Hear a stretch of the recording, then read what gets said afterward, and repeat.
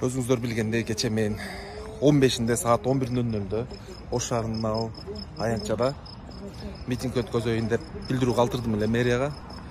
Саат 2-ге келип кал десе келсем, мага жооп дайындап койду окшойт десем, жаза эле экен. Сүйлөшөйлү дейт. Эмнени сүйлөшөбүз десем, ушул жерден башка эле жерге өткөзбөйсүңбү деген бир сүйлөшүүлөр. Булар мыйзамда жазылганбы? Сүйлөшүүлөр менен дагы иштесе болот деген.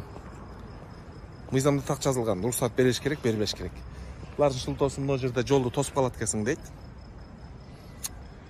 Бул көйгөйлөр адамдын тагдырын тосуп кала турган көйгөйлөр боюнча митинг өткөзөбүз десе, бул эми иштеги адамдар туура түшүнөбүз.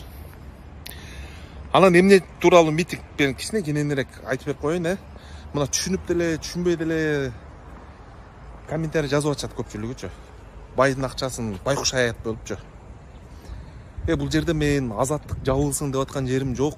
Азаттык иштей берсин деп атам. Ошо Бишкекте жакшы офис бар, иштей берсин деп атам. Мен мына Ошко жакында жаңы бюро ачылат экен. Ал жерге эки тилде, мына коңшу мамлекеттер бар го, өзбек тилинде жана тажик тилинде журналисттерди алып алып, менин жеке пикиримде именно ошол жакты коңшу мамлекетке антенналарын коюп алып, анан саясат жүргүзүп калышы мүмкүн, же бир журналистик бирдеменин негизинде ошо эки коңшу өлкөлөрдүн ортосунда бир түшүнбөстүр пайда болбосун, алдын алайлы деген ойду билдирип, ошо эртең тынчтык акциясына бүрсүгүнү 15-inde чакырып атам бардыңыздарды. Надо будет мен жабылсын же болбосун десем эле чечилбейт.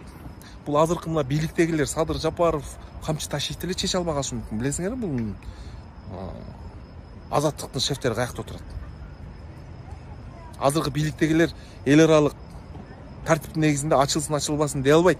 А бирок мына биз эл өзүбүздүн оюбузду билдирип коелу ушундай да деп айтып коелу деп атабыз да алдын ала. Анан мына кээбиркилер бар. Бирөөнү мактап жазат. Аларды кээбиркилерин түшүнөм да, себеби алар айлык алат ошон үчүнчү. Алар айлыгын акташ үчүн ошентип мактап. Кээбиркилер бар ушу жөн эле. Мен силерди кошоматчы дебейм го, бирок кыргызда жакшы сөз бар.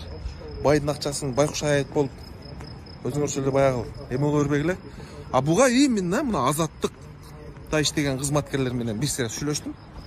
Молодцы. Бул сиздин укугуңуз деп чөткө жооп берип атышат. Каяктагы эле ортодо булар пайда болуп жазып атасыңар, бирибизди нааразы кылып эле. Бардыгыбыз бир тууганбыз.